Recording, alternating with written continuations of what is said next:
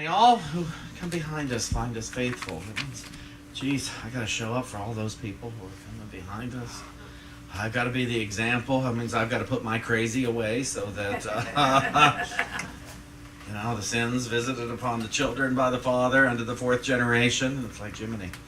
That's a big step. I imagine if we, as parents, in one form or another, became willing to put our crazy aside for the sake of our children, for all those who are coming up, to put our crazy down so that we're not the example of crazy anymore. Today's talk is, and I have to hold it up because this talk, it's so many words. It's a long talk title. The Unfaltering Loyalty of the Soul of Love to God. Ruth, I had a hard time with this talk because I didn't know much about Ruth. Wasn't taught much about her. Wasn't taught much about anything beyond Genesis in the Old Testament. And, or as some teachers of mine have taught me, the First Testament. It's not Old and New, but it's the First Testament, the Second Testament. Some of my metaphysics teachers taught me. But the unfaltering loyalty of the soul of love to God. When we first open the book of Ruth, as we all do,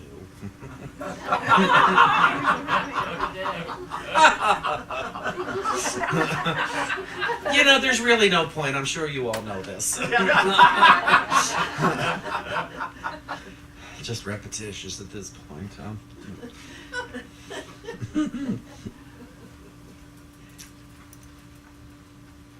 It's in the very first. It's Ruth 1. In the days when the judges ruled, there was a famine in the land. There we go.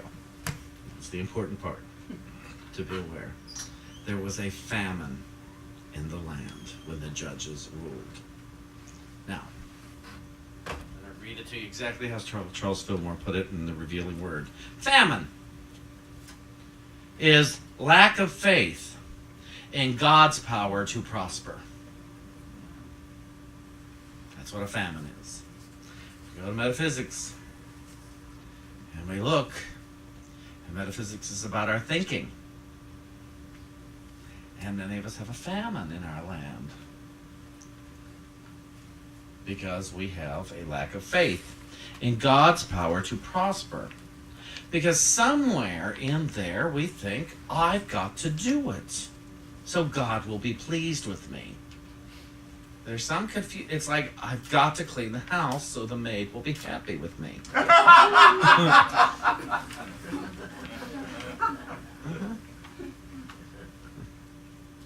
I wish more of you would say, I've got to read the Bible so Shawn will be happy with me. I've got to understand the laws of metaphysics so Shawn will be happy. Go ahead and do that one. But somewhere in there we think we've got to figure it out. That we have got to just figure, I've got to get and the figuring out is not figuring out the law. I've got to get more money. It's not, I've got to learn about harmony, but I've got to fix this relationship. It's not about the laws of peace, but I've got to destroy these unpeaceful people with my words, with my trigger finger, with my delete button, which is also my trigger finger, by the way, my unfriend, my block, my ability to type out certain letters, usually adding up to 4 of them, and famine.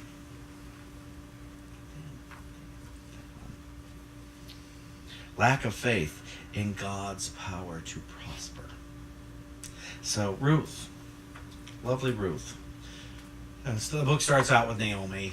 Naomi marries Nick. I've got to look it up because I always forget how to pronounce his name.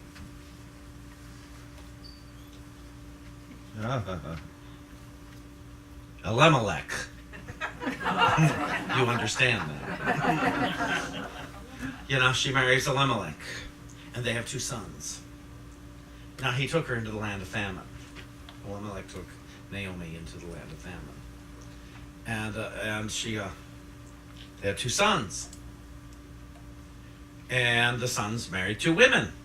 And then the sons died. And Elimelech died. So here's Naomi with 2 daughters. And because they're all women, they can't inherit anything. Isn't that nice? Now, Naomi thinks it's because God is displeased or God has abandoned. You know, why has God done this to us? Has anyone here ever thought that? Why? I'm a good person. Why would God abandon me here? And what she does, so Naomi's going to move. She'll move to another town. And she offers her two daughters-in-law the opportunity to stay behind and prosper here. And, oh heck, who was that first daughter? I don't. Oh, Ruth. No. Heck's her name?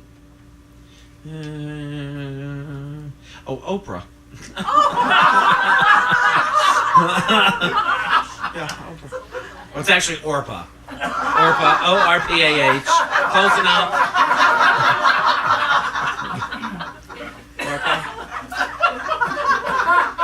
Orpah stays behind. Gets her own TV show. But Ruth wants to go with Naomi. Now Ruth represents love. Love in the soul. Love. Just love. Wherever you go, I will go.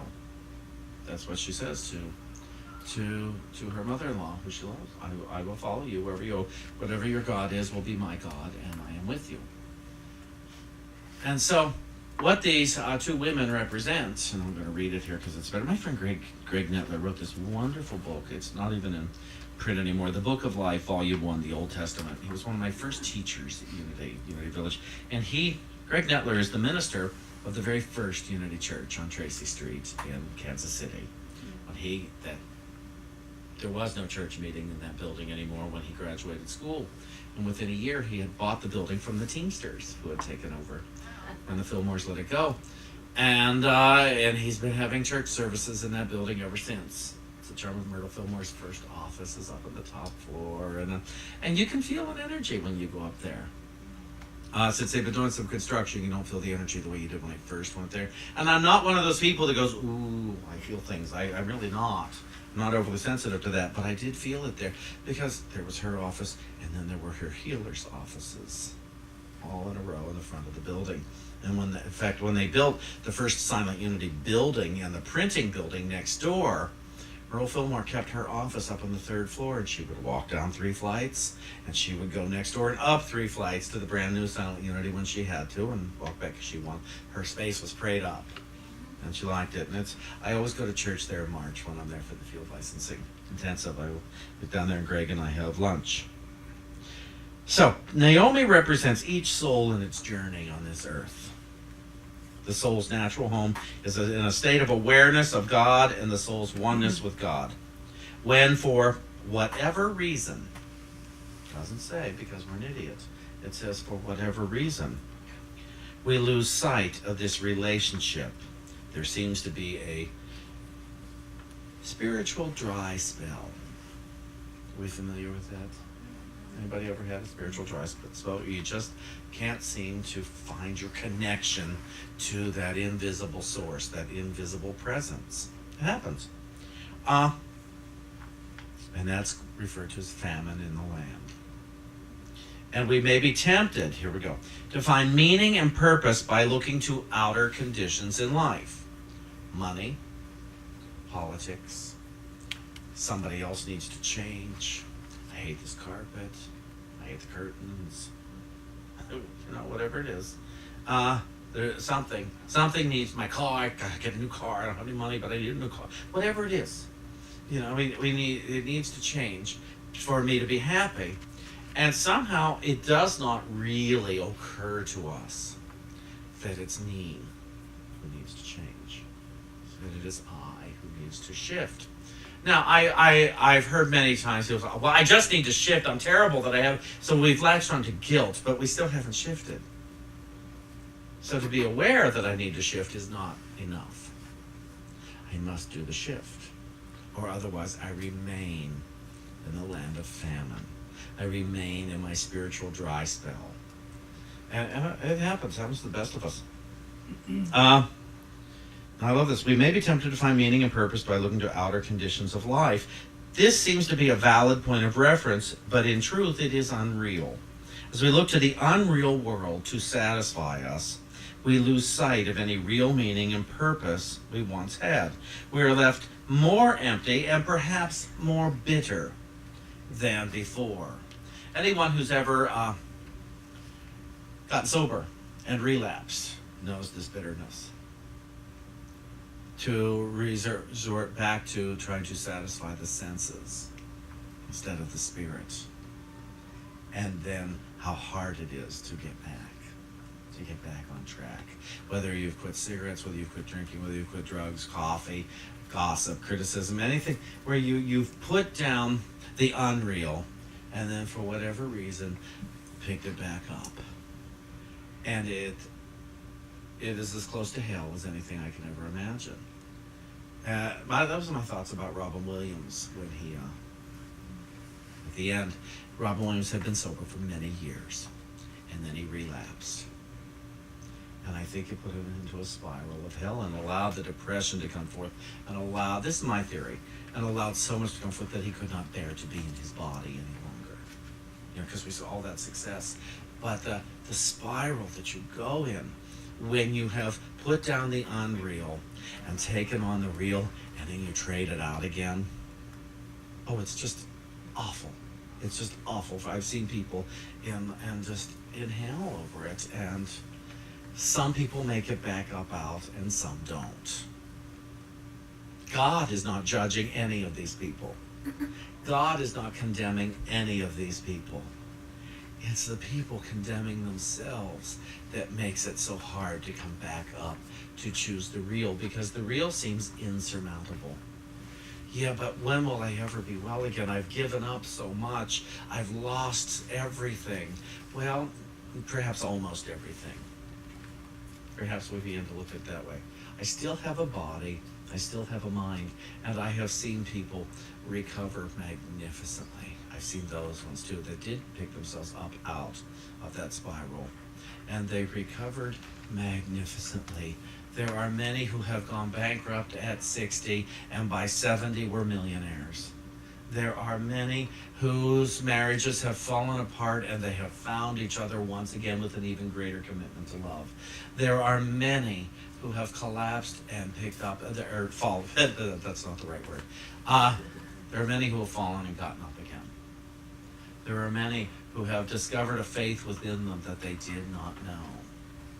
Often they say in sobriety that the first time you enter into such a thing is a gift. And the second time you have to work for it. I have a friend who's in his first time, about to have a year. And I have said, you don't want to repeat this. You do not ever want to have to repeat this first year again. It won't be nearly as graceful as this first one has been. You will have to work so hard for it again, if you even make it. And so, I've often heard this disease wants you dead, and this wants to hurt you. And I don't believe that for a moment. I don't believe there's anything outside of us that is against us in truth. It cannot be that if it is true, and who here believes that it's true, as God is for me, nothing could be against me. Anybody believe that's true? Okay then. So that if you declare that is true, and if you honestly believe that is true, then you're going to have to come to some new conclusions when you feel attacked by money, by your body, by your spouse, by your mother, your father, a foreign country. When you feel attacked, you're going to have to say, wait a minute, it's not possible to be attacked.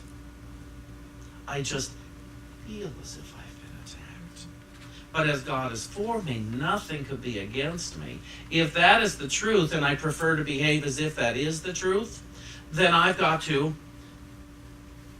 take a new attack in my thinking, in my word, in my demonstration, and chances are we're all going to fall down on that road to peace. We're all going to fall down a few times and say, oh, look what I'm thinking. Look what I think, this one's against me, and this one's against me, and they spoke to me in that tone of voice. How dare they? And it's like, well, they dared because it doesn't mean anything. How about that? What if we got yelled at and it didn't mean anything? What if we walked out of here today and everybody we came across yelled at us and talked to us in a patronizing tone, called us idiots all day long, and we said, oh, that can't be true. And we laugh. What if? Oh, stop. That's not true. Imagine if we started yelling at the people who seem to be attacking us. Or not yelling, but laughing. Oh, that's funny. That's a good one. And look at the joy that's going through this room right now. Just imagining such a thing. We knock over a glass of water and a good table. That's hysterical. Let me get a paper towel and wipe it up. We break something, we lose a piece of jewelry, whatever. Oh my goodness, how ridiculous. And we go on about our business of joy instead of being attacked. If attack is not real, because as God is for me, nothing could be against me. Nothing and no one could be against me. It's funny, that land of famine, where the belief, I like the words. I like the exact words in it. See, I don't care that I can't remember. I have a book to remind me. Lack of faith in God's power to prosper. This morning, I went to write my tithe check, and I got scared. I thought, if I write this particular check, I might not have enough money. And I thought, but how else do I prove that I can have enough money except writing a check? I'm not writing a check for more than my 10%.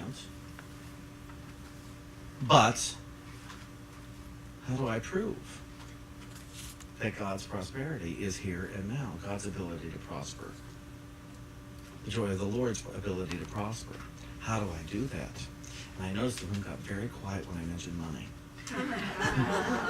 Not smiling now, are we? I'm not telling you have to do this. I'm telling you my experience right now. And I wrote the check. Because not long ago, I was afraid to write a check. And I thought, and I started to see a shift in my finances. I started to see a shift in debt, and not a positive one, not one I liked. And I thought, when I began tithing, and forgiveness work, when I began trying to see good where I thought there had been bad, when I did those three things, my life got radically better. And I left the land of famine. I left the land where I thought you might be against me, or that you could be against me, or you could be against me. If I saw someone coming towards me and it hurt my feelings, I would pray and say, what's the truth in this? Because I don't want to hold on to this thought. But you see, through tithing, through forgiveness, through giving, it's really giving way for a great life, a great expanded consciousness. Through doing that, I was set free. Freedom began to reign in my land. So I was no longer in the land of famine. I was in the land of freedom. And that freedom, it rang so beautifully in my head, in my heart, in my wallet, in my checkbook, in my relationships. One thing, I got one, where I thought, I'm done. I was 41 years old. I thought, nobody's ever going to want me again. Yeah, you've proven otherwise multiple times. Some of you ladies, powerful ladies, you have practiced abundance in relationships. But I was 41, and I thought, nobody's ever going to want me again. So I need to become happy as I am. I need to choose joy just as I am. Because if I'm waiting for somebody else to love me, to be happy, that might never happen. If I'm waiting till I have a certain dollar figure in my bank account to be happy, that might never happen. If I'm waiting till everybody looks at me the way I want to be looked at, believe me, that might never happen. If I'm waiting for the career I want, it might never happen. And so I had to choose happiness now. I had to choose joy now. just as life was. Because life was pretty good right then. I was making new, wonderful choices. I was making freedom choices. I was making, you know, the way 4th of July commemorates our attempts for freedom. Well, that can't just be politics. It means freedom to think in a new way. Freedom to speak in a new way. Freedom to celebrate our understanding of God or truth in a new way. Freedom to celebrate love in a new way. Freedom to be my authentic self. My authentic self is not one who sits in fear and hides. That's not my authentic self. My authentic self is not one who steals. My authentic self is not one who lies. My authentic self is not one who has to be guilty for having too much or too little. My authentic self is not bad. My authentic self is not arrogant because I love myself. My arrogance comes in my self-loathing.